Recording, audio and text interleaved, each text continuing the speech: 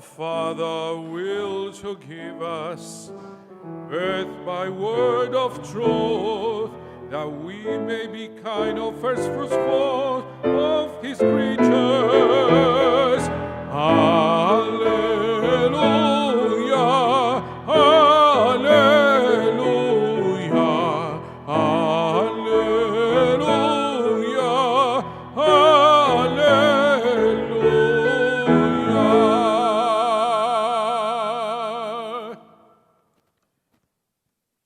The Lord be with you.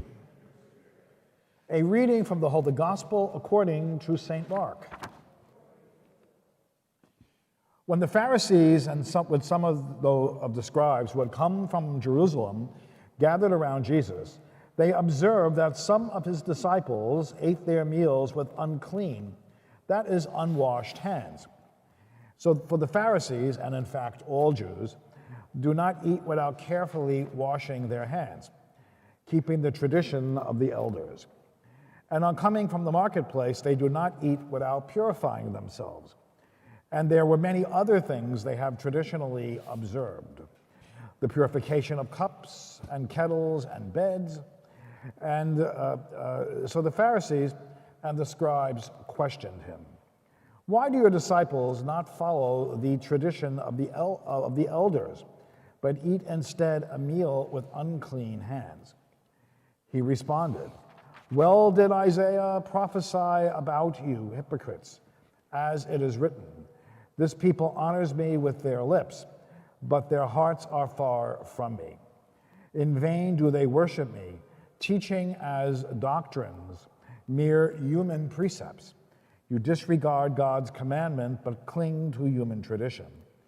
He summoned the crowd and said to them, hear me, all of you, and understand. Nothing that enters one from outside can defile a person, but the things that come out from within are what defile. From within people, from their hearts, come evil thoughts, unchastity, theft, murder, adultery, greed, malice, deceit, licentiousness, envy, blasphemy, arrogance, folly. All these evils come from within, and they defile. The Gospel of the Lord.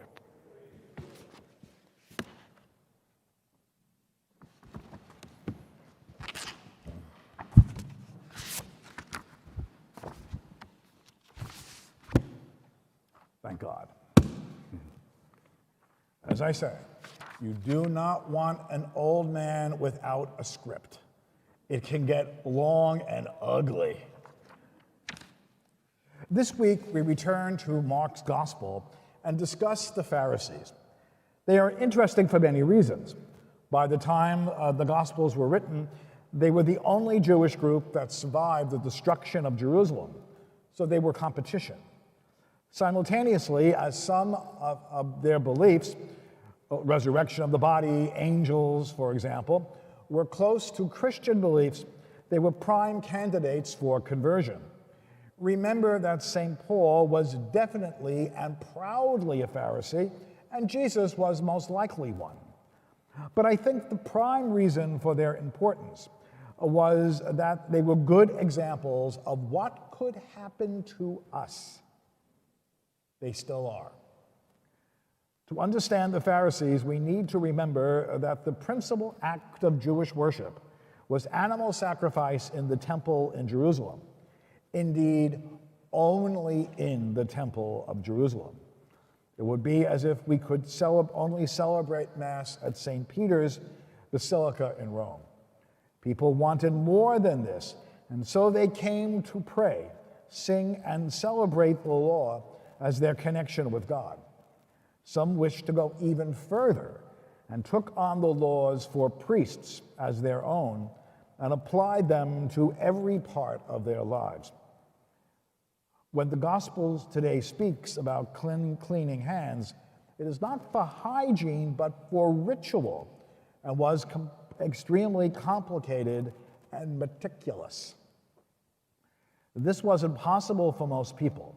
So those who could do so were called Pharisees, literally the separated ones. And this caused some problems. The first is spiritual elitism. Separate does not in and of itself mean better. Indeed, the original desire was possibly to do these rituals for all the people. Yet that changed, and the Pharisees thought of themselves and were thought of by others as being a higher, more noble, and better Jew. By the time of Jesus, some professions were considered unfitting for a Jew because it would be impossible to obey these laws, although they were in no way originally intended for them. Shepherds were one of these, and it is no accident that they are the first to greet the baby Jesus. Now, before we criticize the Pharisees, let us remember that until a half century ago, Catholics commonly held that despite baptism, there were two kinds of believers: the laity, lower, and the clergy and religious, higher. It took the Second Vatican Council's proclamation of the universal call to holiness to begin to change this attitude. Second, habit replacing spirit. The Pharisees began as a movement of great and sincere devotion. How noble to try to bond everything you do during the day to God. And there were many who, even by Jesus' time, were joyous and devoted to the Lord.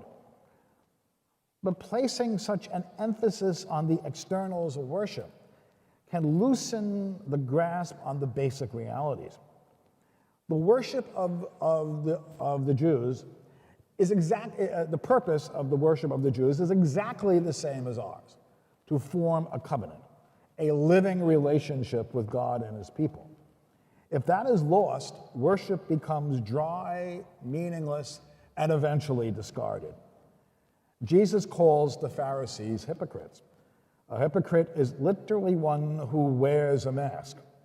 The mask may be noble, but it does not mean that there was real flesh and blood behind it. For all the posturing, there is always the danger that there is no there. We may soon see this in our own church and parish. If COVID restrictions are ever completely lifted, we will be able to see who comes back to church and who does not. Perhaps many will discover that Mass was just a habit, which may take many years to develop, but may dissolve in a few months. Finally, blindness. The laws which the Pharisees felt called to obey were personal in nature. They sought to make an individual ritually clean as if he were a priest called to the sacrifice. Once more, we need to say that this can be very noble and good, but it can be private and isolating. Jesus calls them to task by quoting from the prophet Isaiah.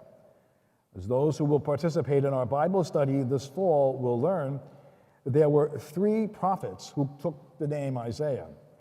Our quote today is from the very first one. He lived in the 8th century before Jesus, and he spoke at a crucial time in Jewish history.